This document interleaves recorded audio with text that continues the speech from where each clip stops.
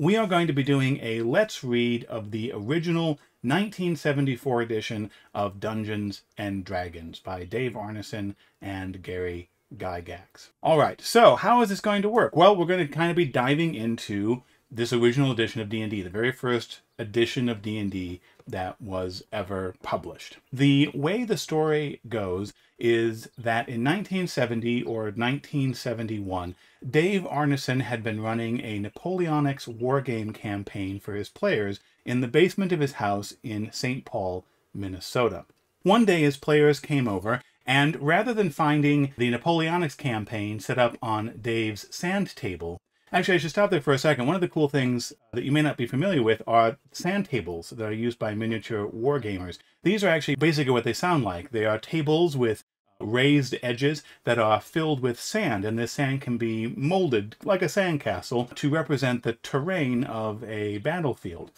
Sometimes you will be able to just sort of fight your battles on the sand itself. In other cases, it will be accented with various types of terrain, trees and buildings and so forth. And obviously the advantage of this is that rather than having a flat map on the table with the topographical features inked onto it, you can instead actually literally see those topographical features in real life. And if you're playing with miniatures, you can get a really sort of an immediate feel for how the line of sight and everything else. It's a very, much more immersive experience. And so hardcore wargamers would build these custom sand tables, and Dave Arneson had one in his basement that he was running his Napoleonics campaign on. So his players come over, they go down to his basement, and rather than finding the Napoleonics campaign set up, or so the story goes, they instead find a miniature model of a medieval castle. And Dave Arneson tells them that they're going to be doing something a little different this evening. They're going to be creating individual characters, and they are going to be delving into the dungeons beneath Castle Blackmoor. Dave Arneson had created the first modern role-playing game. Now, skip forward a couple of years rather, and Dave Arneson has loaded up a bunch of his Castle Blackmoor material, and he's driving down to Lake Geneva, Wisconsin, where he is going to run a session of Castle Blackmoor for his friend and co-designer, Gary Gygax, the co-owner and publisher of Tactical Studies Rules Incorporated. Dave runs the game for Gary and some of his friends, and they love it. And Gary Gygax begins running the game too. Gary's players delve into the dungeons beneath Castle Greyhawk. Both of these games are incredibly popular, attracting many, many players. Dave Arneson and Gary Gygax can't keep up with the demand, and they begin recruiting co-GMs to begin running the games as well to help satisfy all the people who want to play this cool new game. Eventually, the two of them realize, if the game is this popular, we should try to publish this and offer it to other people. They work together for a while, and they develop a game, and they call it Dungeons and Dragons. And they published that game in 1974. Now, the original edition of Dungeons and Dragons was released in a boxed set. Originally a wood grain box with the cover image of the game actually just pasted onto the top of this sort of mass-produced wood grain box. Now, when this edition of the game almost immediately sells out, the game is reprinted in a much higher quantity, and in this case they are able to actually print a custom box which is largely white in color, which is why this edition of the game, this 1974 edition of the game, is often referred to as the white box edition of D&D, because most people who saw the game on the shelves, who were playing the game, were familiar with this white box edition. Very few people had actually had a chance to see or interact with that original limited edition first printing with the wood grain box on it. So this becomes known as the white box. We also refer to it as OD&D for original Dungeons and Dragons, but it's the 1974 edition of D&D. The later reprints have a number of errata and changes. We'll be talking about some of those as we kind of go through the book, at least the ones that I'm aware of. But regardless, as you can see, this is a box set, and it is a 3-volume set. There's actually 4 things in the box. There are 3 books, which are titled Men and Magic. Volume 2 is Monsters and Treasure, and Volume 3 is Underworld and Wilderness adventures. But there's also a reference sheet. Now, I do not own this game physically, much to my regret, but I do own PDF copies that have been released by Wizards of the Coast, and you can find those PDF copies on Drive-Thru RPG. Those PDFs do not include the reference sheets, unfortunately, so we won't be taking a look at those reference sheets this evening. Now, I do have some other PDF copies as well that are actually the original first printing, and we'll be taking a look actually at those first printings. And so as we take a peek actually inside the box, we can see Volume 1, Min and Magic of Dungeons and Dragons. Critical Failsafe said, I think the story goes that Gygax asked his kids what they should call the game, and one of them said Dungeons and Dragons. And Gygax was like, it's kind of lame. That's the story that Gygax tells. And it's a good story. Wild as the Wind says, where does chainmail come into play? That is a great question. Let's talk a little bit about chainmail. I'm not going to go through chainmail today. We'll do that at some point if this whole thing works.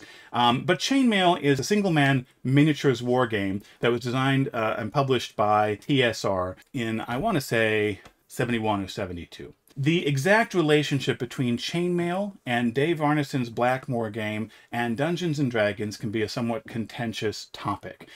Several years after the events I just described, there was a falling out between Dave Arneson and Gary Gygax. There were lawsuits involved, and everyone's stories both changed and solidified in response to money and lawsuits being on the line. Obviously, Gary Gygax and those who supported Gary Gygax and the company, their narrative was that the game was heavily derivative of Chainmail. Dave Arneson's version became that Chainmail was almost an irrelevant side note that didn't really matter to the game at all. The truth almost certainly lies somewhere in between. We'll kind of dive in that a little bit more too as we dive into the book. Going back to Min and Magic here, we may notice that the cover of the book, the Min and Magic book, in this first printing is the same as that on the front cover of the box. In the reprints, this illustration was actually changed. We've already seen how it changed for the white box itself. We have a new illustration there, but it was also changed on the book inside. It was changed to look like this. Now, both of these images, these new pieces of art, were done by an artist named David C. Sutherland III. The original pieces were done by Greg Bell, who also did a lot of the art that we'll see inside the books. One of the reasons why this change may have come about is that it turns out that Greg Bell's illustrations, several of Greg Bell's illustrations, were in fact heavily inspired by, some would say post-swiped, and others would uncharitably say traced from a Marvel comic book, actually a Doctor Strange story found in Strange Tales number 167. So this is the cover of D&D, obviously, from 1974, and this is page 22 from Strange Tales number 167, as drawn by Dan Adkins, is the artist of this piece. And you can see pretty clearly here, if you look at that horse in the upper right-hand corner, you can see pretty clearly the heavy inspiration that was taken from that piece of art and then used on the cover of the book, as well as obviously the cover of the box itself, which may be the reason why this particular piece of art, as dramatic as it is, was yanked from the cover of the box, yanked from the cover of the book, and replaced with these alternative pieces of art, which were again by David C. Sutherland III. David Sutherland would go on to do a number of pieces of art for other D&D products throughout the following years in those early days of the game. Now, as I mentioned, there's a number of other pieces inside the books also done by Greg Bell. Some of them are perfectly original, but there are actually several other post-swipes from Marvel comic books and other comic books as well. Over the years, various researchers and fans have identified a number of the original sources for these pieces, the sources of inspiration, let us say. And this, you can find various fan articles about this if you do some Google searches about it. We'll kind of be visiting some of those other pieces as we go through as well. One of the things I was actually surprised to discover as I was hunting down the original sources for these pieces, and which doesn't seem to be well commented on in a lot of these fan articles, many of which are derivative of each other ultimately, is that it turns out almost all of these pieces of art are actually from one comic book. They are actually all from Strange Tales number 167. Back in this time period, early Marvel Comics as well, Silver Age Marvel Comics, Strange Tales was actually an anthology title. They would actually print 2 stories in there, one taking up the first half of the issue and the other taking up the back half of the issue. Strange Tales originally started as a horror comic, which is why it was actually called Strange Tales. It became a superhero comic. For a while it had Human Torch stories in it. It probably had its height when it was a Doctor Strange comic book. Later on, as you can see in this case, it actually is a Nick Fury Agent of S.H.I.E.L.D. and Doctor Strange comic book. It was, yes, Jim Steranko was doing the Nick Fury stories in this time frame. Really classic Jim Steranko work here, and quite a bit of the art that Greg Bell post-swiped for Dungeons & Dragons was actually Jim Steranko's art. But like I say, the cover was actually taken from the Doctor Strange story in the back of the comic, and that horse that we saw earlier, and which I guess we can pull back up in the form of D&D now, is actually from Dan Atkins' drawing for that Strange Tales issue. So one of those weird little quirks of the history of D&D there. Okay, so we're looking at Dungeons & Dragons, and we can see that it's rules for fantastic medieval wargame campaigns playable with paper and pencil and miniature figures by Gygax and Arneson. You can see this is Min and Magic, volume 1 of 3 booklets, and it's published by Tactical Studies Rules with a individual price of $3.50 for the book printed on the front cover here. The other thing you may notice as we take a peek at this cover is this GK logo for TSR Games. G actually does stand for Gygax. K obviously does not stand for Arneson, which makes sense because, of course, Arneson was in no kind of ownership or leadership role at TSR. He was the co-designer of D&D, the originator of the modern tabletop role-playing game, but he wasn't actually like an owner or partner in TSR at all. TSR had actually been founded to print and publish war games by Gary Gygax and Gary Gygax's friend Don Kay, who were later joined by Brian Bloom, who was brought in as an investor for the company in December 1973. So the G is Gygax and the K is for Don Kay. Tragically, Don Kay would actually die at the age of 36 in January 1975 of a fatal heart attack just a few days before he was scheduled to go in for heart surgery. This is actually a sad story in its immediate sense, and a significant story for D&D because of what happened next. Don Kay owned basically a third of the company with Gary Gygax and Brian Bloom at that time, but Don Kay's widow wasn't interested in being part of the company, wanted to sell Don's shares. At the time, Gygax couldn't afford to buy those shares back. If she had been willing to wait a little bit longer, Dungeons & Dragons' success probably would have allowed him to do that, but he couldn't do it at the time. Brian Bloom convinced Gygax to let his father, Melvin Bloom, buy the shares, and the company was then reorganized with the Blooms in a majority position as TSR Hobbies Incorporated. This would all later set the stage for how Gygax would ultimately lose control of the company and be forced out in the 1980s because he was not a majority shareholder or in control of the company as a result of these events in 1975, just after D&D came out for the first time.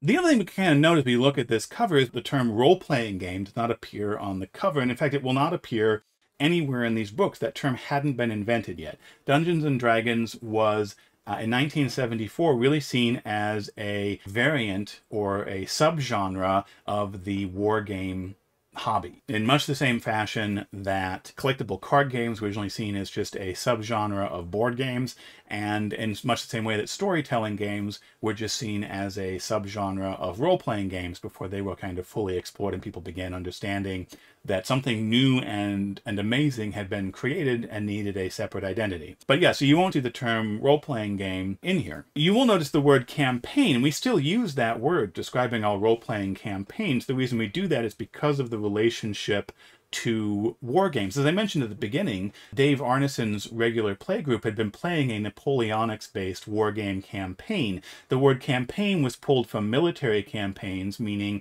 a series of battles, and this is what war gamers would do. They would fight a number of individual battles, individual game sessions that were all connected to each other in a campaign as the circumstances of that war evolved over the courses of the battles that were being played out and fought in these miniature war games. And so that term campaign then carried over into the Blackmoor game, and as you can see now into Dungeons & Dragons as well, as a term for a series of individual sessions that would build together in a common continuity over time. And that's obviously a major part of how we play and think about role-playing games today as well. Let's flip open our virtual cover here and take a peek inside. Well, our first peek inside here is obviously the interior page. Here's inquiries regarding rules should be accompanied by a stamped return envelope and sent to Tactical Studies Rules, 542 Sage Street, Lake Geneva, Wisconsin, 53147 zip code. If you send a SACE to that address, I guarantee you will not get any answers back to your D&D questions. Title page here, Dungeons & Dragons, Volume 1, Men in Magic by Gary Gygax and Dave Arneson, dedicated to all the fantasy wargamers who have enthusiastically played and expanded upon the chainmail fantasy rules, with thanks and gratitude. Here is something better. Special thanks to the Midwest Military Simulation Association, the Lake Geneva Tactical Studies Association, Rob Kuntz, and Tim Coe, in memoriam. Illustrations inside by Keenan Powell, Greg Bell, we've been talking about Mr. Bell, C. Corey, Dave Arneson also contribute illustrations, and T. Coe as well. Copyright 1974, Tactical Studies Rules there. So we talked about Chainmail. This is a PDF of the 3rd edition of Chainmail, which came out. You can see that GK logo there. We're not going to dive too deep into this, but I just wanted to kind of show the cover off here. This is obviously Chainmail, Rules for Medieval Miniatures by Gary Gygax and Jeff Perrin. This originally came out a couple of years before D&D came out. It was primarily designed as a medieval warfare at a 1-to-1 ratio, where one miniature figure on the table would represent one soldier on the battlefield, as opposed to games where you might have one figure on the table represent 100 soldiers or 10 soldiers or something like that. We're talking about Chainmail a little bit. We'll kind of dive into it a little bit more as we go a little bit deeper in here. All right, so we have the index, which is actually a table of contents. And we can kind of take a peek here. We're going to have an introduction. We're going to have a scope, equipment, preparations for the campaign, characters, which will apparently include character alignment, including monsters, determination of abilities, languages, non-player characters, basic equipment and costs, encumbrance, weights and equivalents, levels and the number of experience points necessary to attain them, statistics regarding classes, the alternative combat system, the saving throw matrix, the spells tables for magic users and clerics, the explanation of spells, magical research, and the books of spells at the very end there. Drow007 mentions that David Wesley was my neighbor for 15 years, the creator of Braunstein. If we begin cracking open all of this, I'll basically be reenacting the Secrets of Blackmoor movie or John Peterson's amazing Playing at the Game book, both of which I recommend as awesome sources for those interested in diving into this. The only thing I want to say here, too, is a little bit of my background with OD&D as we're taking a peek at all this. Back in 2009, just over 12 years ago now, I picked up these PDFs for the first time. I read through them. I thought they were really fascinating. And I and a few gaming friends decided that we wanted to run a one-shot of the original 1974 rules for D&D. We thought it would be a really interesting way of getting a unique perspective on the game. So we made a couple of decisions for that session that influenced a lot of things. One of them was that if we were going to do this, we were going to do this experiment and kind of see to the best of our ability what it would be like to play OD&D, then we want to lean into it. And we decided that we were going to play with the conceit that it was 1974. We had just found this weird box on the shelf called Dungeons & Dragons. We had opened it up. We'd found these 3 books inside. And that was all that we had. We were not people who knew about the, 30 plus years of role-playing games that came after that. And so it was really just that conceit, because this is how most people in the mid-70s came to D&D. We've been talking about chainmail and how Gygax especially kind of assumed that people would have chainmail, but the reality is that the white box edition of D&D outsold chainmail by a factor of at least 10 to 1. I think it might have actually been like 100 to 1 by the end. So the vast majority of people who were playing D&D never actually owned chainmail. They just owned this little box set with these 3 books inside, and they had to figure out the game from that. You're going to see some bias and some vestige of that being my approach to this game, is to journey back to 1974. Imagine that you found this game. Imagine that you have no idea where this game is going to end up now 40 years later. You have no idea about anything about role-playing games as general. You just know it's in this box. And I think it's really interesting to look at the game from that angle. And it's something we're going to be doing here this evening in particular, is that as we read through, there's going to be places where we're going to encounter things and we're going to think, oh, I get that. I understand that. But if you take a second look and assume that you don't know how the game would evolve, sometimes your first impressions, biased by AD&D or second edition or third edition or fourth edition or fifth edition, biased by that later understanding of how the game evolved, you'll discover that sometimes your first impression of OD&D isn't actually what's on the page in OD&D. And there's some really, really interesting things that you can discover. To kind of finish the story of my own experience with OD&D, I ran that one-shot back in 2009, and the players enjoyed it so much, and I enjoyed it so much, that they demanded that we play another session. And so we did, and then we played another session, and that actually evolved into an open table campaign that eventually at its height involved as many as 45 different players, and ran for several dozen sessions, and completely transformed my local gaming circle and the kinds of games I've been able to run as a result. And so a very important game to me personally is that OD&D game I ran, like I say, just over a decade ago. I was not born until 1979, and so technically I was there in the 70s, but not in any meaningful sense. So this much of what I say should be viewed as well within the limitations of my own perspective as a gamer. I came to D&D in 1989, the year that second edition, AD&D second edition, came out, and 15 years after the game that we're looking at here today came out. Which at the time, in 1989, it felt like D&D had always been there, was this vast institution. And now, looking back, I'm like, oh, it was just a baby. When I got into it, it was just the babiest of babies of games. And role-playing games were less than a generation old. All right, let's turn the page again here, take a closer look. We are in the foreword. Once upon a time, long, long ago, there was a little group known as the Castle and Crusade Society. Their fantasy rules were published, and to this writer's knowledge brought about much of the current interest in fantasy wargaming. For a time, the group grew and prospered, and Dave Arneson decided to begin a medieval fantasy campaign game for his active Twin Cities club. From the map of the land of the Great Kingdom and environs, the territory of the C&C Society, Dave located a nice bog wherein to nest the weird enclave of Blackmoor, a spot between the Great Kingdom and the fearsome egg of Coot. From the chainmail fantasy rules, he drew ideas for a far more complex and exciting game, and thus began a campaign which still thrives as of this writing. In due course, that's an exclamation point, in due course the news reached my ears, and the result is what you have in your hands at this moment.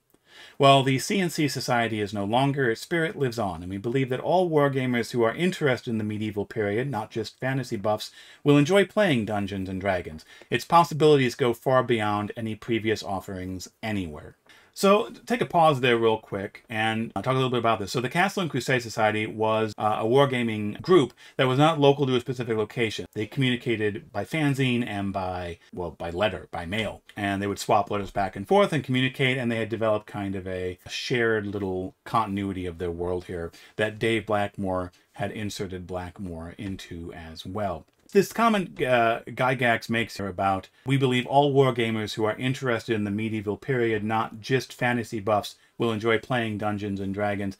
That reflects what I understand to be a fairly central tension in the 70s, in this time, late 60s, early 70s, where there were a number of young Turks, so to speak, who were really interested in bringing fantasy elements into wargaming. They were inspired by things like the Battle of the Five Armies and J.R. Tolkien's Hobbit and the Lord of the Rings and Robert E. Howard's Conan stories and all those fantasy battles, and they wanted to bring these elements, the magic and the fantastical creatures, in the old guard of the wargaming community. Much of their appeal was much more based in simulation, in accurately representing historical events, and so fantasy was kind of anathema to what they were interested in. So you had kind of these two different schools of thought about what wargaming was supposed to be, and Gygax had found himself kind of in the middle of this controversy as a result of Chainmail, which had been originally developed as a medieval skirmish game, and then had also included, as sort of an addendum at the back, rules for fantasy. And Gygax had found these to be very popular and commercially lucrative, but he was aware of this sort of tension, and this is clearly his attempt to bridge that gap and say, no, everyone's welcome. Big tent time, guys. D&D, big tent. Which is where D&D has always lived, is in a place with a big tent, welcoming as many people as possible, and trying to support as many different game styles as possible. While it is possible to play a single game unrelated to any other game events past or future, it is the campaign for which these rules are designed. It is relatively simple to set up a fantasy campaign, and better still, it will cost almost nothing. In fact, you will not even need miniature figures, although their occasional employment is recommended for real spectacle when battles are fought. A quick glance at the equipment section of this booklet will reveal just how little is required. The most extensive requirement is time. The campaign referee will have to have sufficient time to meet the demands of his players. He will have to devote a number of hours to laying out the maps of his dungeons and upper terrain before the affair begins. So I've been emphasizing these quotation marks that Gygax has been dropping into the prose. You'll actually see these throughout these OD&D books. It is a way that Gygax uses in these books to signify, somewhat inconsistently, but to signify elements which exist within the game world. In our modern jargon, we'd refer to those as the diegetic elements of the game world as opposed to the non-diegetic elements of the game world. I do find the usage of these quotation marks interesting because it's such an interesting and early example of trying to struggle with, what is it that we're actually creating? What is the division between this fantastical game world that we're imagining and the reality of us sitting around the table? How do we define the game from the metagame, the diegetic from the non-diegetic, and what do those lines even necessarily mean? These are still issues that we are grappling with today, albeit, I think, in a more sophisticated way with decades of rhetoric and tools and experience to help inform some of our decisions about how those divisions are made. The third booklet of this set will be great help in this aspect of creating the game world.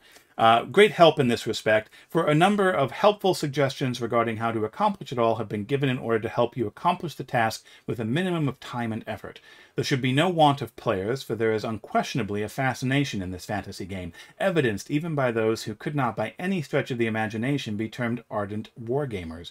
The longevity of existing campaigns, notably Blackmoor in the Twin Cities and Greyhawk in Lake Geneva, and the demand for these rules from people outside these campaigns point towards a fantastic future.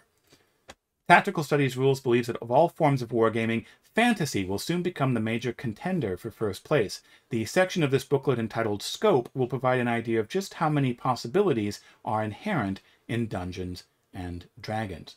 Now, there's a couple of interesting things there to my eye. He's commenting on this backstory we've talked about how popular these games had rapidly become just through kind of a viral word-of-mouth campaign. Gygax knew he had something going on here, and he was right. The other thing that kind of jumps out at me, too, is he mentions Tactical Studies Rules believes that of all forms of wargaming, fantasy will soon become the major contender for first place. And this is really interesting, because I was talking about this division between fantasy and historical wargaming. He's trying to big tent it, but he's also, Gary Gygax is also a proponent for fantasy in games. Has been for years before this. Obviously will do so for the rest of his life. This idea of fantasy and what is fantasy versus historical is really interesting, partially because of how Dungeons and Dragons will end up warping that discussion for several years. I talked about the fact that the term role-playing game doesn't actually appear inside this book or this box set, because that term, not only did the term not exist, but the understanding of exactly what this game was didn't exist yet. And for a while in the mid-70s here, the idea that what made Dungeons and Dragons special was the fantasy would become an operant idea. And so you can actually find in the fanzines of the time a number of times in which what we would think of as role-playing is referred to as fantasy, because that was a convenient term to try to distinguish this from other war games and experiences that wargamers had had. And that's really really interesting. As people kind of try to not only struggle to come up with a term for this, you have to realize that they were struggling to figure out what it is it even is that we're trying to put a term on.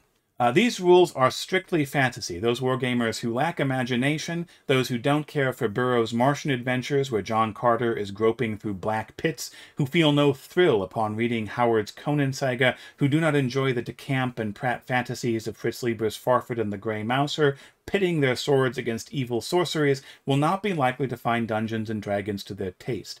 But those whose imaginations know no bounds will find that these rules are the answer to their prayers. With this last bit of advice, we invite you to read on and enjoy a world where the fantastic is fact and magic really works. E. Gary Gygax, Tactical Studies Rules Editor, 1st of November, 1973, Lake Geneva, Wisconsin. The interesting thing I jump out to is, early on we talked about how he was big tent, everybody's welcome, come give us a try. In this last paragraph, he really just kind of, fires shots across the bow, though. He's like, if you don't like the game, you suck. And you're the wrong kind of fan, and you should feel bad about yourself. All right, we come to the introduction here. We can see our first piece of interior art, not a Greg Bell piece. You can see some wizards, and this is actually an interesting sort of multicultural look at different traditions of magic, right? You have a Western wizard there with his star-top wand. It actually has a pointed cap, I'm pretty sure, kind of laying down across his back there, and the big gray beard. You've also got some kind of Eastern Swami being represented there as well. And what looks to me to be, I think, Egyptian, or possibly that might actually be Aztec. It's a crude drawing. I think we can all agree on that. But I think it's really interesting that if you think about it, this is actually you have the cover image of the guy on the horse. But like in terms of the interior of the book, this is your first image. It is a kitchen sink of fantasy. Introduction. These rules are as complete as possible within the limitations imposed by the space of 3 booklets. That is, they cover the major aspects of fantasy campaigns but still remain flexible. As with any other set of miniature rules, they are guidelines to follow in designing your own fantastic medieval campaign. They provide the framework around which you will build a game of simplicity or tremendous complexity. Your time and imagination are about the only limiting factors, and the fact that you have purchased these rules tends to indicate that there is no lack of imagination. The fascination of the game will tend to make participants find more and more time. We advise, however, that a campaign be begun slowly, following the steps outlined herein, so as to avoid becoming too bogged down with unfamiliar details at first. Okay, let's time out there, because there's a lot to unpack in the very first paragraph of our introduction here. I sometimes see people talk about how one of the big divisions of D&D from what came before was this flexibility where the rules became kind of flexible and interpreted. But that was actually a tradition that had been part of the wargaming community for a long time now. The modern Dungeon Master role evolves out of the referee role. We'll see the word referee used in these books. And the referee had been the one who, in wargaming, would be present, not one of the players, to make rulings about the situation. And the ideological tradition of that referee actually dates all the way back to German wargamers. The progression and history of this is really fascinating. It's really laid out in John Peterson's book, Playing at the World, which, again, I mentioned it earlier. I highly recommend this book if you're interested in kind of tracking this. I am only glancing over the top layer of some of this history that we have, but dates all the way back to 19th century German war games run by the German military, where the referee was there to basically do what we expect game masters to do today, which was if an action was taken that wasn't properly covered by the rules, they could override the rules or supplement the rules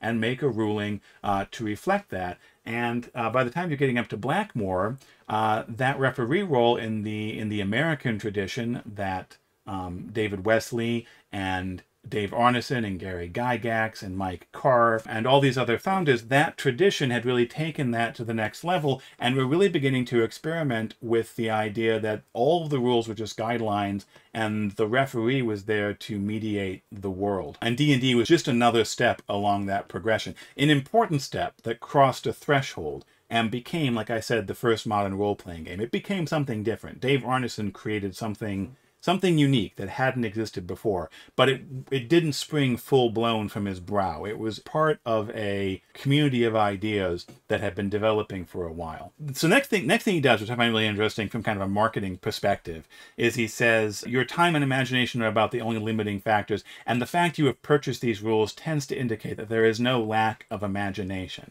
The previous page has the thing about, like, if you don't like these rules, you suck.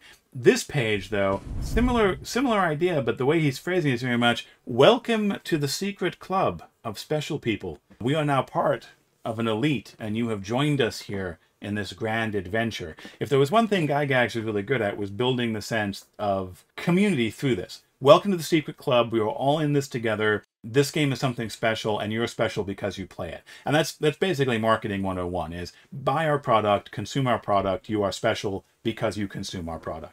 And then the third thing he says here, too, is, of course, we advise, however, that a campaign be begun slowly. Even from this early date, he is cautioning against something that many of us experience these days, which is to prep far more than we need to get that first session up and going. I think Gygax recognizes, and at this point it shall be said, too, that Gygax himself had potentially experienced this, having prepped his first campaign from the example of Dave Arneson. Don't quote me on this, but I'm pretty sure by this point, Gary had also begun teaching new game masters out of his play group. Rob Kuntz, actually, whose name we saw on the title page here, with special thanks to Rob Kuntz. Rob Kuntz would later go on to become the co-GM of the Castle Greyhawk campaign. He and Gary would actually run it together. He would actually go on to design his own mega dungeon called El Raja Key. And a few years back, he released all of his original notes in an archival DVD where he'd scanned them in.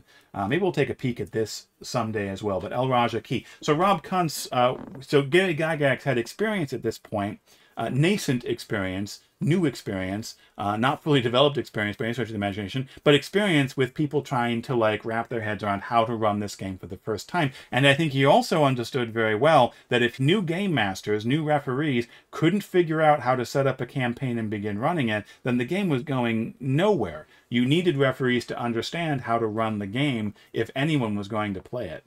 If you are a player purchasing the Dungeons & Dragons rules in order to improve your situation in an existing campaign, you will find that there is a great advantage in knowing what is herein.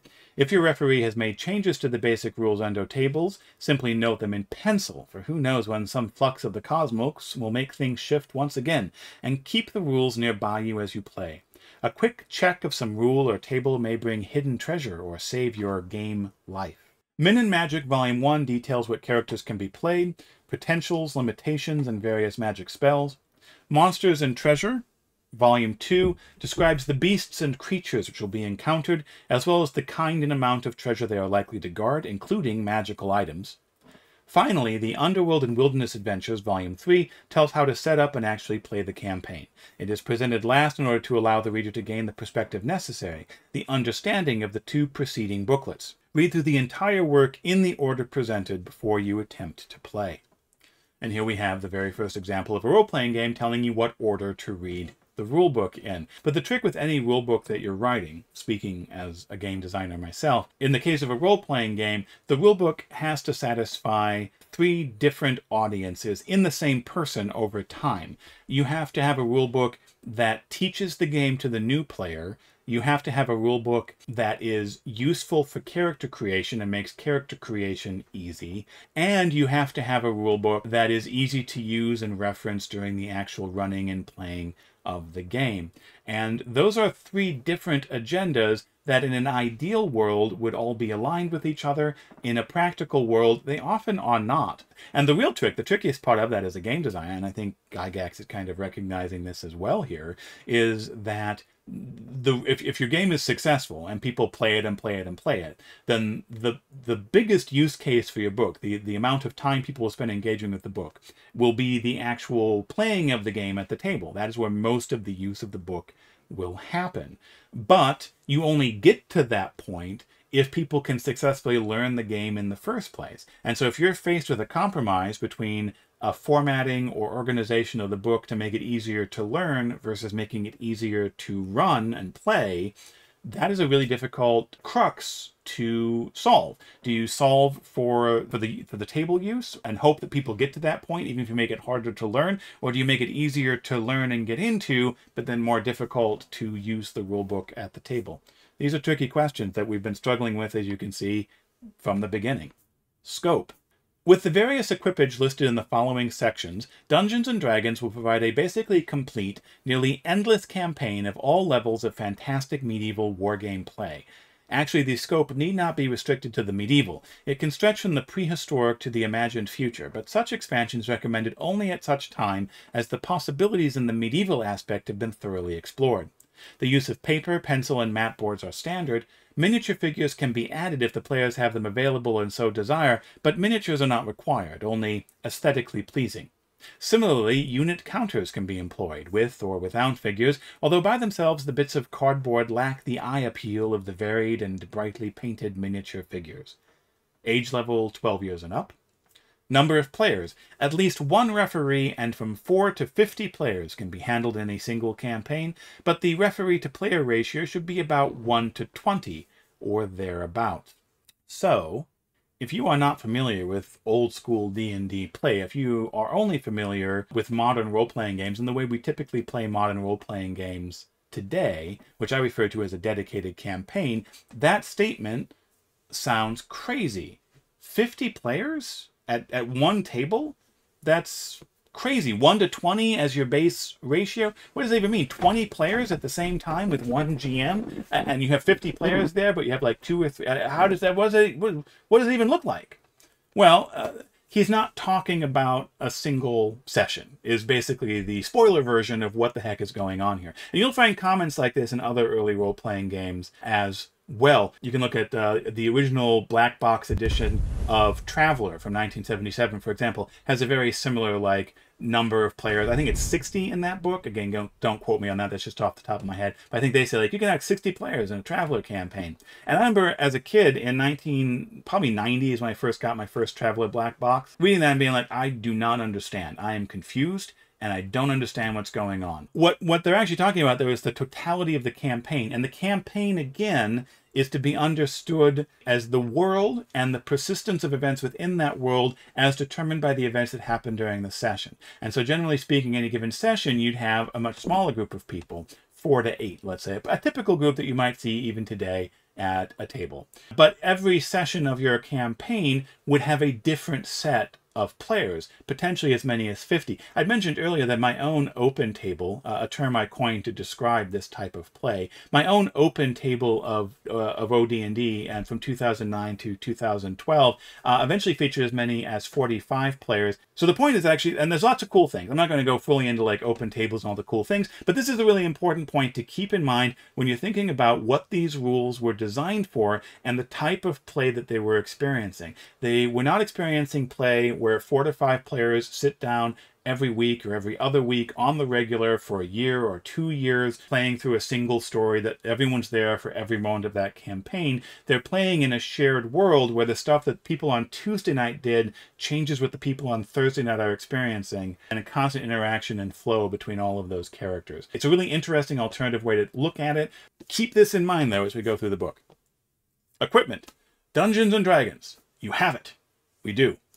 Outdoor Survival, available from your hobby dealer or directly from Avalon Hill Company, 4517 Harford Road, Baltimore, Maryland, 21214. I love this entry. I love it. So Outdoor Survival was a board game from Avalon Hill Company. The reason it's being recommended here is that Outdoor Survival was a game that came with a hex map, and the concept of Outdoor Survival was everyone was playing someone who'd been lost in the wilderness, and you needed to survive outdoors to escape and win the game.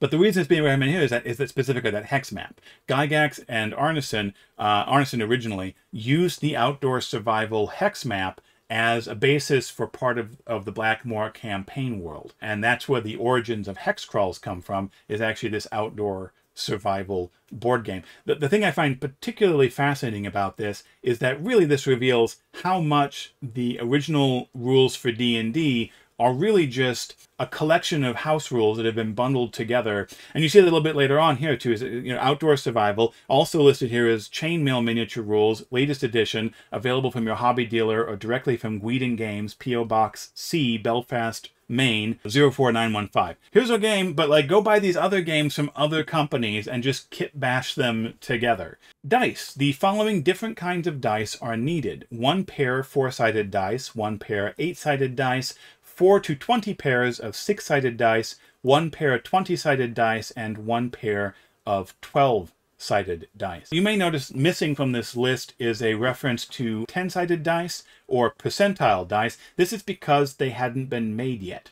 10-sided dice didn't exist, and as a result, neither did percentile dice. The way people would roll percentiles at the time was they would actually have d20s numbered from 0 to 9 twice. And so you would roll that special d20. Other people would just roll a d20 twice and only look at the ones digit. But there was a lot of actually early d20 dice that were just 0 to 9 twice over, and a number of stories of people who would be actually rolling their percentile or d10 d20s for attack rolls and the like, and they couldn't figure out why things weren't working out for them. Wild as the Wind asks, how easy was it to find these dice at the time? It was becoming easier, but not easy. People that Gygax thought he was writing the game for would have been relatively easy-ish when the game first came out. And the reason for that was that there had been a long pursuit of ways of generating percentile results for war games. For a long time, the way that would take place is a lot of war games would actually come published with a table that would show you how to roll various numbers of d6s to generate percentage accurate numbers. But in the late 60s, mid to late 60s, the war game community became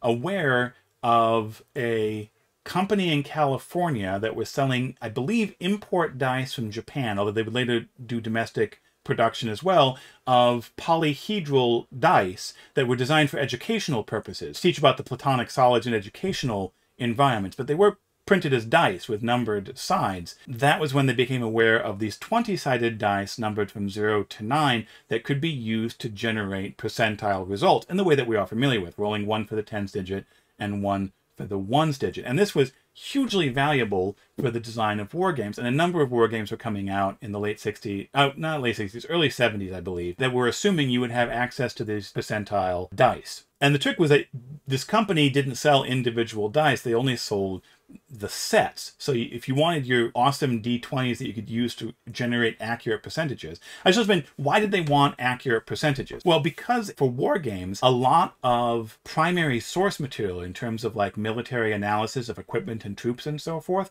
would actually use actual percentages. So if you had percentages that you could plug into your game mechanics, you could actually pull data straight from things like Jane's reference books on military vessels and ammunition and weapons, and you could pull those figures directly into your mechanics. So percentile dice were incredibly useful, which is why wargamers wanted them. But now you had all these wargamers who'd bought these sets of dice, and they had these 4-sided and 8-sided, 12-sided dice that didn't have any function. It's actually kind of an inspiration that D&D showed up and basically said, well, let's see, what can we do with these things? Well, can we just arbitrarily put them in the game in different places? Oh, damage dice. But it turns out that's not what they use them for. We'll get to that later. I say that was kind of true at the beginning of the game being published, but what quickly happened as D&D's popularity went through an explosive curve cycle is that the demand for these dice outstripped the producer. And in addition, not only that, but also as the popularity of D&D grew, it was also reaching out to a more casual audience who had no idea about the wargame community that it had come out of, and also no idea where these dice could be gotten from. So TSR began packaging the dice into the games, a tradition that followed through all of their box sets up until today. TSR itself began running into difficulties with getting the specialty dice. There just were more copies of D&D than there were dice being produced at the time. And so what TSR would begin doing is recommending that people do another technique that wargamers had done, which was to put chits in a cup. Like if you wanted to represent a 20-sided dice, you take chits numbered 1 through 20, you'd put them in a cup and draw randomly to get your result. And so a number of early D&D games actually did ship with just sheets of chits that you could punch out and use for your dice rolls. Okay, let's continue on with our list of equipment here. So we have the dice. We talked about chainmail already, but then we get down to 1 3-ring notebook, referee and each player, graph paper, 6 lines per inch is best, sheet protectors, the heaviest possible, 3-ring lined paper, drafting equipment and colored pencils, scratch paper and pencils, your imagination, 1 patient referee, and players. So we get a little tongue-in-cheek there with that equipment list. Preparation for the campaign.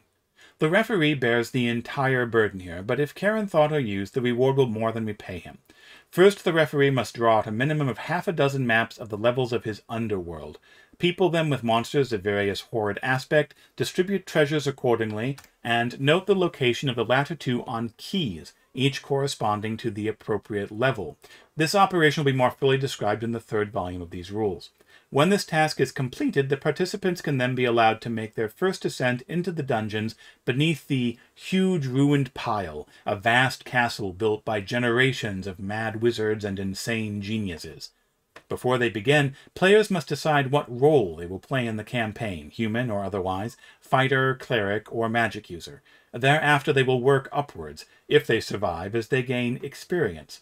First, however, it is necessary to describe fully the roles possible. Macasey64 mentions, I never thought about how specific the scope of original D&D was. And this is actually interesting to dive into, is actually Arneson and Gygax and their players and the community trying to grapple with what the scope of the game was. What we're actually reading here is interesting because, you know, it basically says, make your dungeon and go in there. But as we begin getting into Book 3 particularly, we'll discover there was a lot more to the campaign than just that. But I think there's the key thing that Gygax is doing here is it actually goes back to what he was saying back here in the introduction, where he said, you want to take it slow. You want to not bite off more than you can chew. And one of the easiest ways for a new GM to do that, design a few levels of a dungeon, key them up, and start playing. And then see where the campaign takes you from there. Characters. There are 3 main classes of characters: fighting men, magic users, and clerics. One of the things I find fascinating about modern Dungeons & Dragons is how only one of those classes has survived with its name intact. Obviously, fighting men have become fighters, and magic users are wizards or sorcerers, depending which way you choose to bifurcate that branch. And of course, clerics are the ones that have survived and are still clerics. Fighting men includes the characters of elves and dwarves and even hobbits. Magic users includes only men and elves. Clerics are limited to men only. All non-human players are restricted in some aspects and gifted in others. This will be dealt with in the paragraphs pertaining to each non-human type. If you have some familiarity with older editions of D&D, basic D&D has race and class as being the same thing. And so somewhere along the way, when OD&D was less available and people couldn't actually see the original rulebooks anymore, the idea kind of got planted in there that OD&D featured race as class, and it was AD&D that innovated and had race and class as 2 separate choices. But we can see that that isn't actually the case here. There are the classes of fighting men, magic users, and clerics, and we can see that fighting men can be elves and dwarves and even hobbits. Hobbits are still hobbits. The reason for that is that hobbits became halflings in D&D only when the Tolkien estate sued TSR. And at that point, hobbits became halflings, Balrogs became Balors, and Ents became treants, among other changes, to at least dilute the Tolkien influence on the game. Where did race as class become a thing? It actually became a thing in 1977. J. Eric Holmes designed the first basic set of D&D, and he did a number of things to streamline and clean up the rules in much the same fashion that retro clones in later years would do. And one of the things he did to try and simplify the rules and make them clearer, particularly to a younger audience, was to basically make a single choice of being a fighter, a magic user, a cleric, or an elf, or a dwarf, or a halfling, rather than making those 2 separate choices. And we'll see some of the reasons for why that worked pretty well in basic D&D in a moment. Fighting men. All magical weaponry is usable by fighters, and this in itself is a big advantage. In addition, they gain the advantage of more hit dice, the score of which determines how many points of damage can be taken before a character is killed. They can use only a very limited number of magical items of the non-weaponry variety, however, and they can use no spells. Top-level fighters, lords and above, who build castles are considered barons, and as such they may invest in their holdings in order to increase their income. See the Investments section of Volume 3. Base income for a baron is a tax rate of 10 gold pieces per inhabitant of the barony per game year. This is the whole class description of the fighting man in OD&D. This is not a brief summary. This is it, mechanically. Now, there's an experience table someplace else, and there's an attack table that shows their attack values along with the other character classes. But this is it for the rules, and it's really interesting to look at them in that context. Because the rules boil down to, they can use magical weaponry, they can't use other magical stuff, but half of the rules here, half of the rules are given over to top-level play and the castles that fighters get when they level up. And that's going to be a consistent theme you're going to see through all 3 of these character classes, which is that most of the description of the class is, You know, when you get up to what we would now consider mid-tier levels, you're going to be a baron. You're going to have a wizard's tower. You're going to be the leader of a religion. And you're going to have followers. And the game is going to evolve out of the dungeon. We're talking about the scope of the game earlier and how we talked about Gygax saying start small and then get bigger. And so he says, start with this dungeon key at the top of this page, but you get into character creation, and he immediately says, yeah, start with the dungeon, but we are going to leave the dungeon. You are going to be a baron. You are going to have followers. You're going to be tracking tax rates. You're going to be managing a kingdom. You are going to be King Arthur and Charlemagne. You're going to be these things, and that's a really interesting and enticing element, which of course has exited D&D largely over the years. Magic users. Top-level magic users are perhaps the most powerful characters in the game, but it is a long, hard road to the top, and to begin with, they are weak, so survival is often the question, unless fighters protect the low-level magical types until they have worked up. I love the implication of teamwork, which is built right into this character. The whole plethora of enchanted items lies at the magic user's beck and call, save the arms and armor of the fighters, see however elves, but magic users may arm themselves with daggers only. Wizards and above may manufacture for their own use or for sale such items as potions, scrolls, and just about anything else magical. Costs are commensurate with the value of the item, as is the amount of game time required to enchant it. This was a really interesting section of the game, the item creation rules specifically. At the time I was playing this, which was at the tail end of 3rd edition, 4th edition was happening, the meme sphere at the time had decided that like the whole idea of wizards being able to create magical items was some sort of newfangled, new school kind of idea. But you can see here that the idea of wizards being able to create magical items was there from the beginning. The list is meager, but that's because the game was new and the list was meager. These are also just presented as an example, and the DM was assumed to be providing other examples if the player should wish to create more elaborate items. Oh, the other thing I was going to say about wizards as well, I mentioned the teamwork thing, but I think the thing I think is really interesting about that is not just the teamwork, but the implication of long-term strategy. The fighting man has the advantage up front, but the expectation is that if you can keep your magic user alive, it will pay dividends for the whole group down the line. And I think that element of we're in this together, we are a group who are trying to build our resources together so that we can collectively keep gaining larger and larger rewards and eventually become barons and so forth. I think that's something that gets lost in a lot of modern design ideology, which focuses entirely on the idea that players will become angry if that kind of thinking of we're in this together, that everybody needs to be in their own little silo of special. And that's not that that shouldn't be a consideration of game design to make sure that everyone's having a good time, but I think there is something lost in if you forget that the group as a whole is working together, and that when you get into that mindset, the group's successes are more important than necessarily, you know, who dealt the most damage in that last fight versus who was most influential in seducing the Duke. We have a list here that's you can create scrolls of spells, potion of healing, potion of giant strength, you can enchant 20 arrows, you can enchant armor to +1, you can create a wand of cold, X-ray vision ring, and so forth. I know someone in chat mentioning too that like the idea of being able to create items is something that the 5th edition is very much deprecated, largely for balance reasons. It should be noted that 5th edition was not the first edition to do that. The first edition to do that was actually the first edition of AD&D, which sidelined a lot of these rules for being able to create magic items for similar design concerns. You give players a bunch of money and suddenly the wizards can create everything on their wish list, and that becomes very difficult to balance and for the dungeon master to stay in control of their game. Research by magical types can be done at any level of experience, but the level of magic involved dictates the possibility of success, as well as the amount of money necessary to invest. Assume that a magic user can use a 4th level spell, explained later, therefore he could develop a new spell provided it was equal to or less than 4th level. All this will be fully explained in the section dealing with spells. Some of that is true. They never actually give the guidelines for making magical items, but in terms of specifically like researching or how much money was involved needed to be invested in those, if I recall correctly. But they do dive, of course, into, you know, spell levels. Clerics. Clerics gain some of the advantages from both of the other two classes, fighting men and magic users, in that they have the use of magic armor and all non-edged magic weapons, no arrows.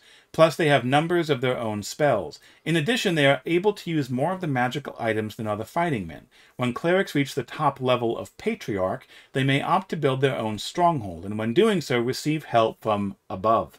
Thus, if they spend 100,000 gold pieces in castle construction, they may build a fortress of double that cost.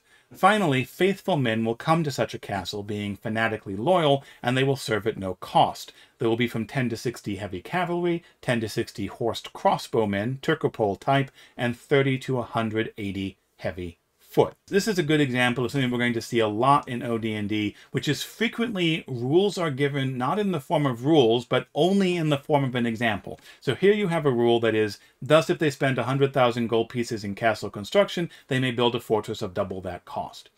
And there's no general rule given for that example. We know that they're supposed to receive help from above. That's obviously not a rule. That's just what the rule is going to be about. And then the example is given as the rule. Why is that significant? Well, it creates a lot of interpretive hurdles in addition to the Gygaxian prose. In this case, for example, okay, so what is the rule here?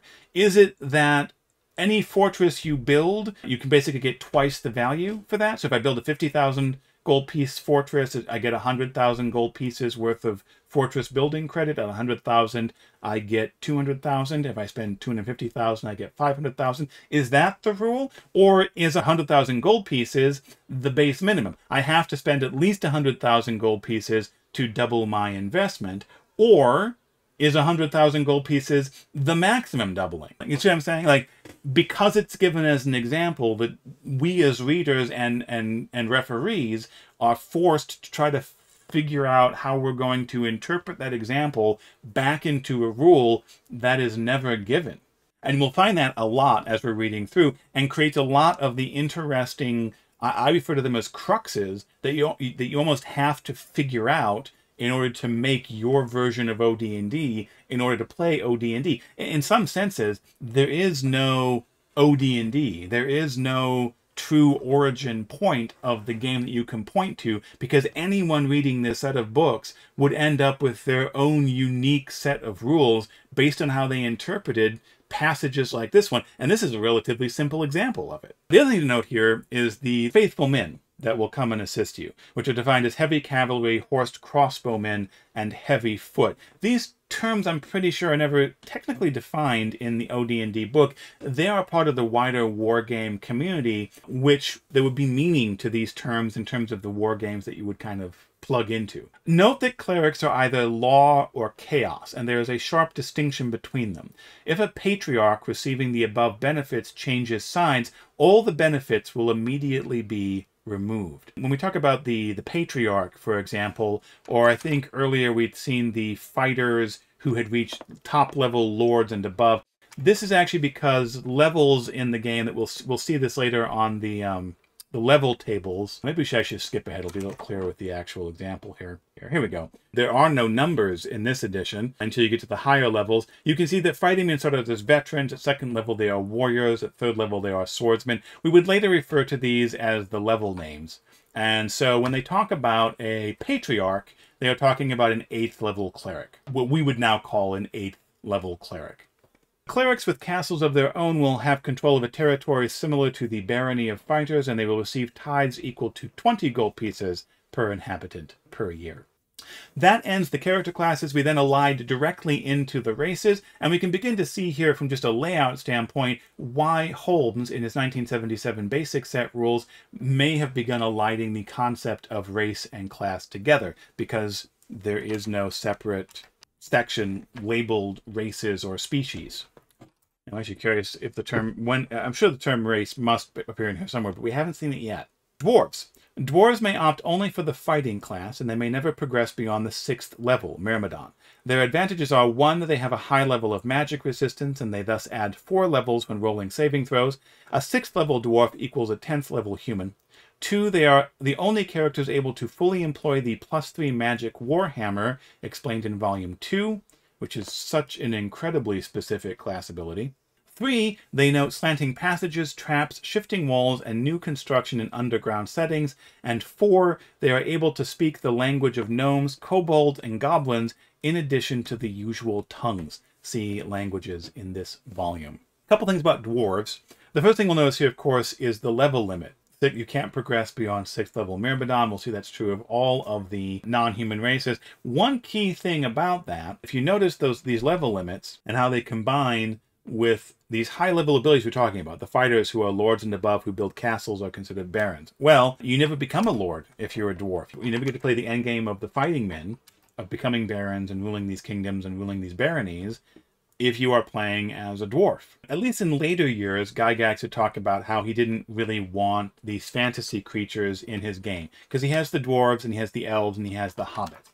Now, you have to take those later statements with a grain of salt, because as I mentioned earlier, TSR and Gygax got sued by the Tolkien estate for obvious copyright infringement. Basically, if you look at Gygax's fanzine writings before this, he's very excited about Tolkien. He talks about how awesome it is to bring these things into his games. He gets sued by Tolkien, and immediately the story becomes, well, I never really wanted those things in the game to begin with. Those are things the players wanted, and I thought it would be really popular with the audience.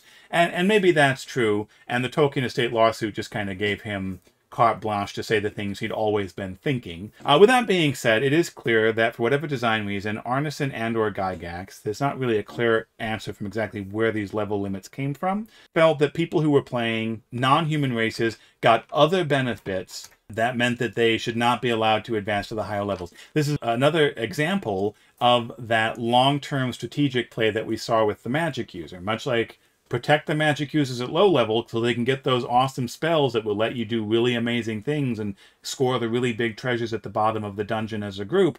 Here too we kind of see long-term strategic play. You can get a short-term benefit of being a really kick-ass dwarf or a really kick-ass elf, but the long-term cost is that you never actually get access to those higher levels. Now, with that being said, this is also an example, I think, of where the game is written and the game is played strongly diverged in a way that remained true of D&D, that there was a huge divergence between game is written and game is played that I think remained true of the D&D fandom all the way up to 3rd edition, where 3rd edition, for whatever strengths or flaws you may feel it holds in general, one of the things 3rd edition did was basically look at how the game was actually being played and put those rules in the rule book more than anything else. Sometimes the consequences of that were good and sometimes they were bad, but it was at least, starting with 3rd edition, there was a lot less divergence here. There was a significant fraction, and I would probably think, probably a majority, they did not enforce the level limits on the dwarves, the elves, and the hobbits. And as a result, to some extent, dwarves, elves, and hobbits were just better than humans in those games, and always would be. One other thing I should mention here while we're on this page, this is a case where you probably just glossed over this, unless you've heard me talk about it before. Clerics gain some of the advantages from both of the other classes in that they have the use of magic armor and all non-edged magic weapons, no arrows, plus they have a number of their own spells. The limitations on clerics using edged weapons only applies to magical edged weapons in the original edition of D&D. Later editions of D&D would prevent clerics from using edged weapons, but here it is only a limitation on magical equipment. The only limitation on non-magical equipment from character class in OD&D, technically, rules as written, is that the magic users can only use daggers and nothing else, which is a really interesting limitation because, fortunately people would, you can throw daggers, but magic users can't even use crossbows, just daggers, nothing else. That's the only non-magical limitation on equipment. Everything else is about what magic items, what super cool items can you and can you not use based on the class that you are. Elves. Okay, we're about to go on an adventure of confusing rules. Prepare yourselves. Elves can begin as either fighting men or magic users and freely switch class whenever they choose, from adventure to adventure, but not during the course of a single game. Thus, they gain the benefits of both classes and may use both weaponry and spells. They may use magic armor and still act as magic users. However, they may not progress beyond 4th level fighting man, hero, nor 8th level magic user, warlock. Elves are more able to note secret and hidden doors. They also gain the advantages noted in the chainmail rules when fighting certain fantastic creatures. Finally, elves are able to speak the languages of orcs, hobgoblins, and gnolls, in addition to their own, elvish, and the other usual tongues. Elves can freely switch classes. They're not both classes at once, with a couple of exceptions which are spelled out in the text, but they're not both classes at once. You just decide which class you are going to be at the beginning of each session. Maybe that made sense to you, but this is a very confusing set of rules in terms of exactly what does that actually mean. So like you're an 8th level magic user one day and then you become a 4th level fighting man. Well, for starters, how many hit points do you have at that point? If we jump back to the back of the book here and take a look at, here we go, on the level tables. So you can see dice for your cumulative hits. We'll dive into that later. But you can see if you are a 4th level fighter, you have 4 hit dice. But if you're an 8th level magic user, 1, 2, 3, 4, 5, 6, 7, 8, you have 5 hit dice. So if you swap back and forth, how many hit points do you have? I don't know.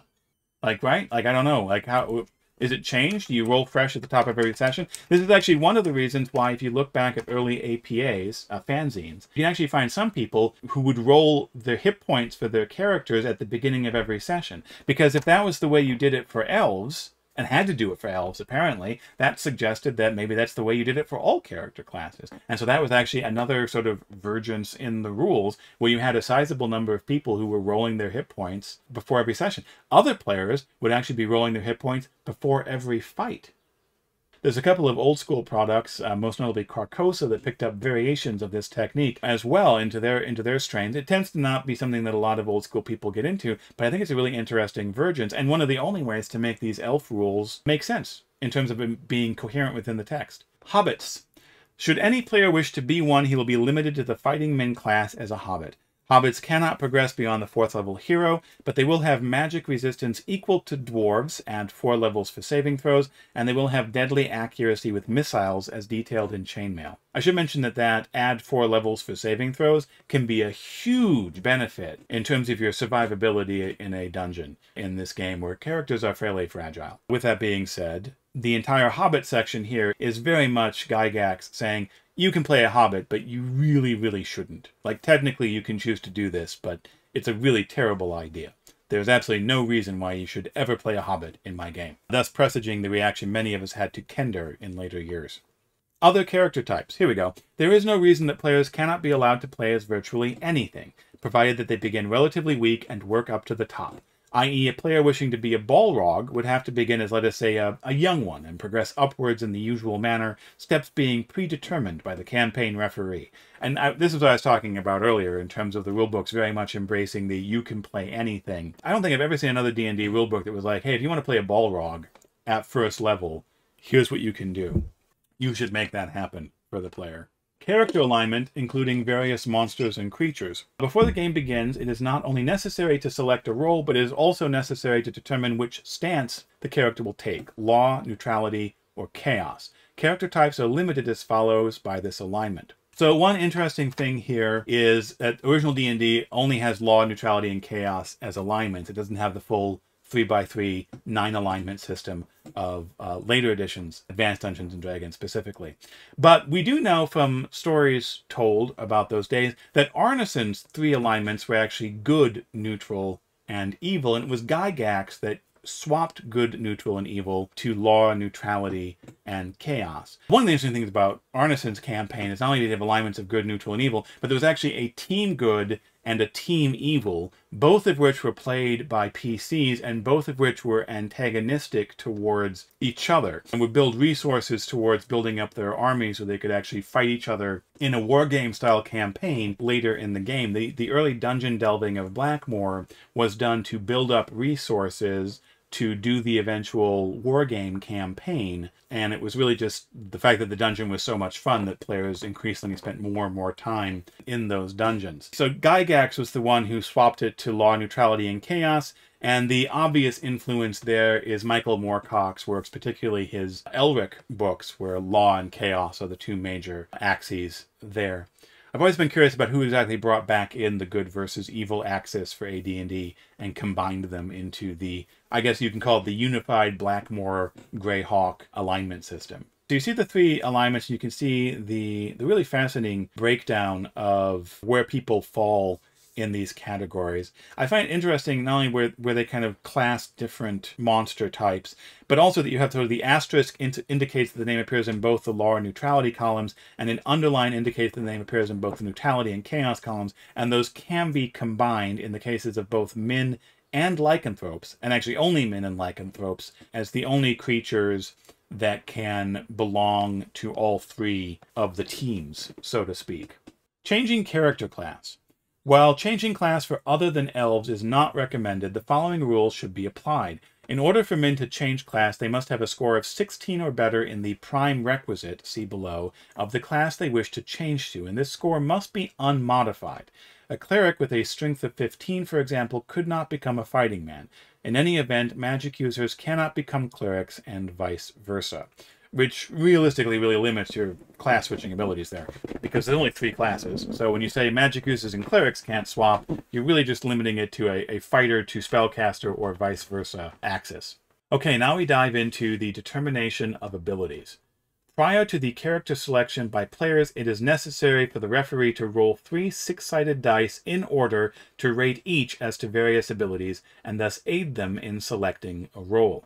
First off, it's interesting that the game says that the referee is the one who rolls this. I also like that idea of the fact that you roll these dice and this aids the player in selecting a roll. This is one of the sort of undervalued virtues of rolling 3d6 in order for ability scores, is that it very much says this is the character which has been generated and now you are going to play this character which has been handed to you. It's a different mindset. I think of them in terms of like generating characters versus creating characters. And a generated character is one that the system to some extent generates for you and hands to you. And a created character is one that you get to like mold to whatever you want it to be. And obviously there's usually gray area in between those two things, but it is a different mindset to say, here are the 6 ability scores. They tell you something about this character. Now you make the decisions for him. And one of the reasons why this idea works in OD&D and the form of play we were talking about. Remember, we talked about in the equipment of the number of players,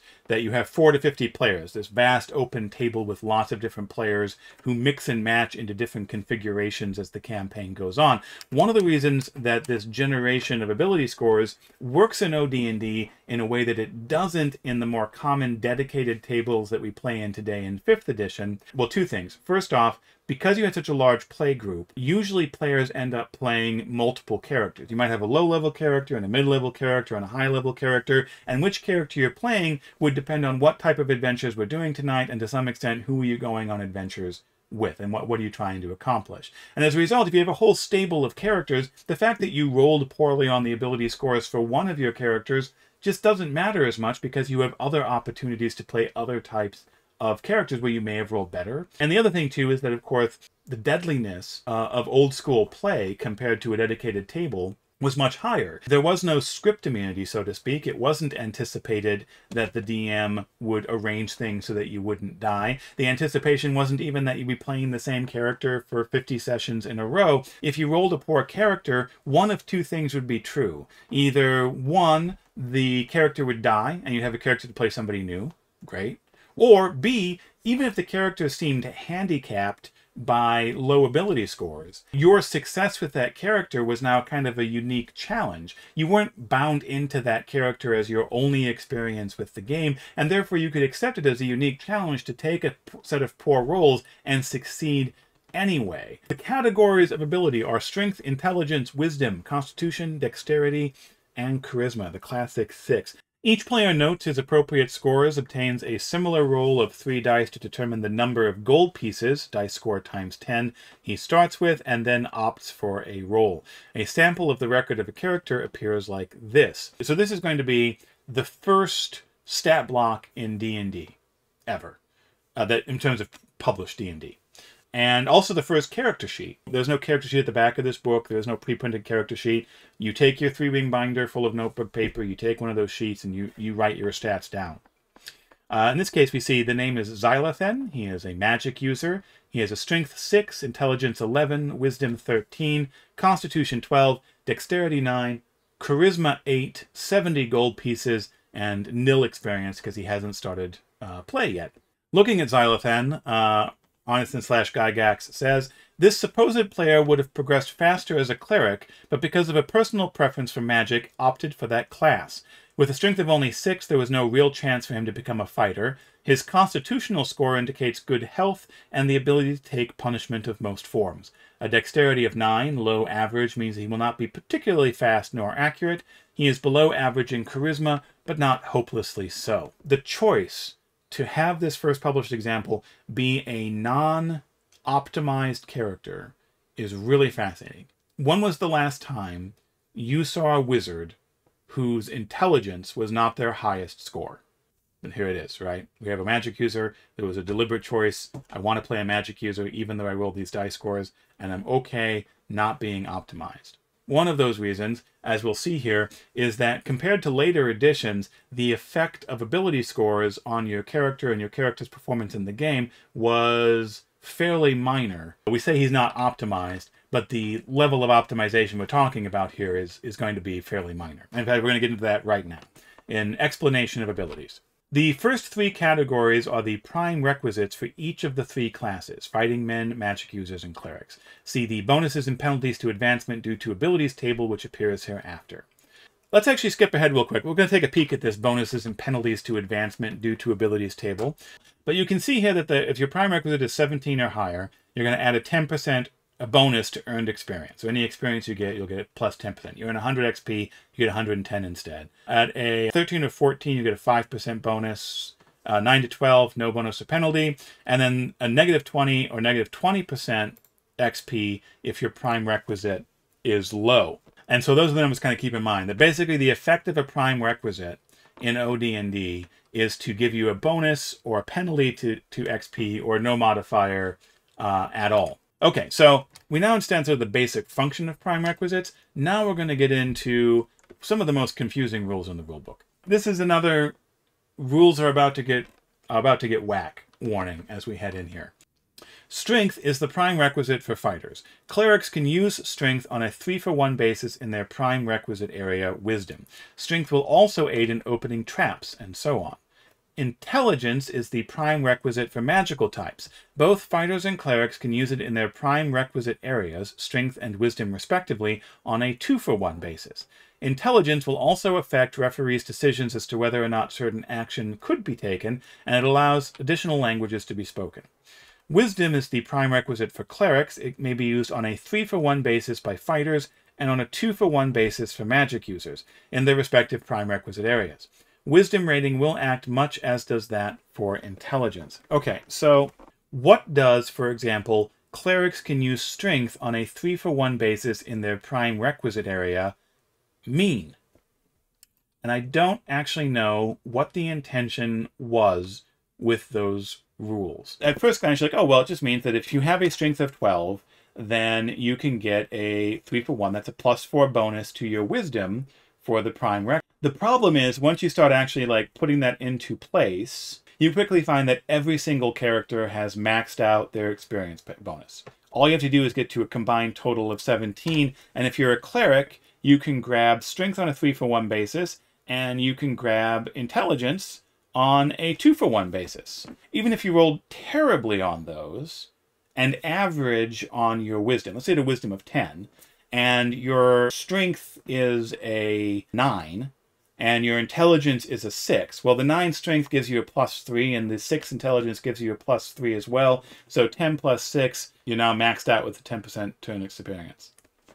One option here is to simply look at it from the standpoint of, well, maybe it's just numbers in excess of 10, but then it almost never has any relevance. Another interpretation is, okay, well, maybe the cleric's really bad at wisdom, but their intelligence is super high, so they can use that instead. But like, what scenario? Like, okay, you have an 18 intelligence, so the cleric has a prime requisite of 9, so that gives them an average. Like, it just, none of these things seem to make any sense. The solution I came up with for my game, and I don't think this is the way that it's actually meant to be played, is we actually said, okay, you know what? There's actually going to be another stat, and we're going to call that your prime requisite. And your prime requisite is set to whatever the base number is. So if you're a fighter, you can set your prime requisite is automatically equal to your strength. And then the other rule to take note of over here is actually on page 11. So at the bottom of this table, it says, note, average scores are 9 to 12. Units so indicated above may be used to increase prime requisite total insofar as this does not bring that category below average, i.e. below a score of 9. And once you add that rule in, it seems like you're actually subtracting numbers from the other prime requisites in order to increase the prime requisite score. Long story short, it's basically the version I was. I said there's a separate prime requisite score. You set it to whatever your prime requisite is, and then if you have a sufficiently high score in one of the others, you can permanently reduce those to increase your prime requisite score, which at least at my table was slightly better than maybe seen because we also used prime requisite scores as basically a rudimentary skill check system. Roll a d20 equal to or below your prime requisite. Basically, it's not really clear exactly how those rules are intended to be used. I think there's 2 or 3 different interpretations that mostly work. The most literal interpretation of the rules, at least to my eyes, doesn't work at all in practice, and it must not be what they meant. Constitution is a combination of health and endurance. It will influence such things as the number of hits which can be taken and how well the character can withstand being paralyzed, turned to stone, etc. If you're above 12, you will withstand adversity. If you're at a +3 over 12, you'll get +1 to each hit die. 9 to 12 is 60 to 90% chance of survival, so 60 at 9, 70 at 8, and actually, wait, that doesn't actually quite work out, does it? 9, 10, 11, no, it does work. Math, it's late here. 60% at 9, 70% at 10, 80% at 11, and 90% at 12. And then your number drops below that, and eventually you're actually taking a -1 to each hit die with a minimum score of 1 on any die. Dexterity applies to both manual speed and conjuration. It will indicate the character's missile ability and speed with actions such as firing first, getting off a spell, etc. And down here you can see that dexterity above 12 lets you fire any missile at +1, and a dexterity under 9 allows you to fire any missile at -1. Next up we have charisma. Charisma is a combination of appearance, personality, and so forth. Its primary function is to determine how many hirelings of unusual nature a character can attract. This is not to say that he cannot hire men-at-arms and imply mercenaries, but the charisma function will affect loyalty of even these men. Players will in all probability seek to hire fighting men, magic users, and/or clerics in order to strengthen their roles in the campaign. A player character can employ only as many as indicated by his charisma score. And so you can see high charismas here let you increase the maximum number of hirelings.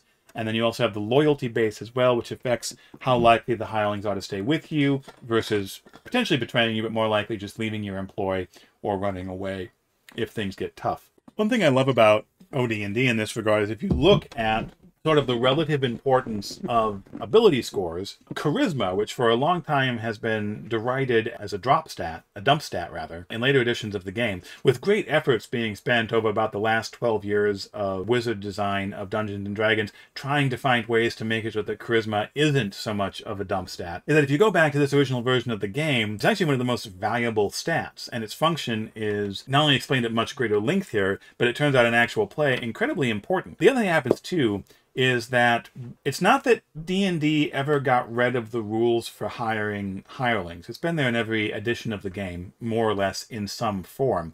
But one thing that happens is when you have a very short rule book and in the middle of character creation, you devote half a page to saying one of your ability scores is specifically useful to hire people, that puts that element of the game front and center in a way that I don't know it's ever been front and center in the same way since then. The closest is probably first edition AD&D, where at least the charisma table still had sort of maximum number of hirelings on the table, so to speak.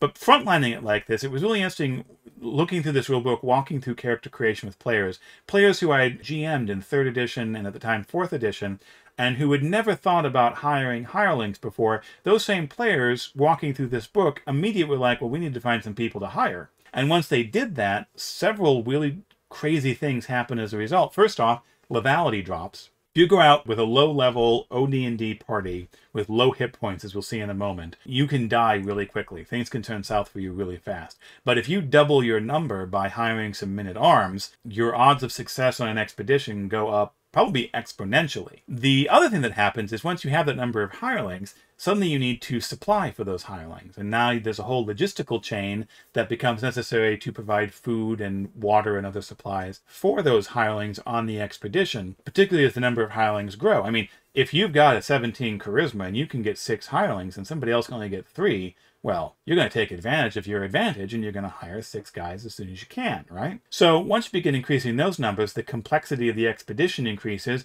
You now need to carry more supplies, which ironically leads you to hire more henchmen or hirelings to haul all of those extra supplies. And this gets back to like the exploration pillar of the game, where you really are mounting expeditions out into the wilderness or down into the dungeons and attempting to maximize your payoffs from the resources that you are investing in each one of these expeditions. It's a very interesting effect that just the choice of putting this table here, frontlining it, and making, frankly, charisma look like the single most important ability in the game, and I think it might be in this edition, has on the game as a whole. Languages. This is another favorite. If you interpret these rules as written, strictly, you get some amazing gameplay out of it. The common tongue spoken throughout the continent is known by most humans. All other creatures and monsters which can speak have their own language, although some 20% also know the common one. Law, chaos, and neutrality also have common languages spoken by each respectively. One can attempt to communicate through the common tongue, a language particular to a creature class, or one of the divisional languages, law, etc. While not understanding the language, creatures who speak a divisional tongue will recognize a hostile one and attack. Characters with an intelligence above 10 may learn additional languages, 1 language for every point above 10 intelligence factors. Thus, a man with an intelligence level of 15 could speak 7 languages, i.e. the common tongue, his divisional language, and 5 creature languages. Magic users' spells and some magic items will enable the speaking and understanding of languages. So the common tongue is known by most humans. We can read that as all PC humans for our purposes. But all other creatures and monsters which can speak have their own language, although some 20% also know the common one. This means, if you take the rules as written, if you are playing an elf, a dwarf, or a hobbit in D&D, you only have a 20% chance of speaking the common language. And so in my games, I would make people roll for it and see if they rolled 20 or lower on percentile dice. And if they didn't know the common tongue. Now, this might seem like a small thing and just kind of silly, but what happens in practice at the table is that the question of can we all speak the same language suddenly becomes part of play. There have been several sessions where it turns out that we can't all speak the same language. We're going to have to hire a translator. Now, in practice, usually if you're all rolling up characters together, somebody probably has a high enough intelligence score that they get the bonus languages and they can make sure they've selected the right languages to talk to everybody else in the group. Or you can all make a choice to be the same alignment, and that will also solve the problem for you with the divisional tongues, which we'll talk about in a second.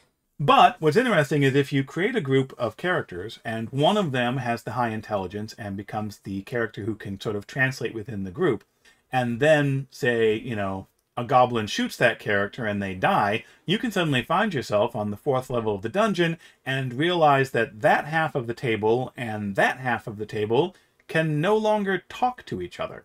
And that has happened in my game, and that was a very memorable and kind of awesome session as they all tried to figure out how to get out of the dungeon without being able to clearly communicate with each other. That's the kind of interesting emergent play that can come from sort of simulation rules like this.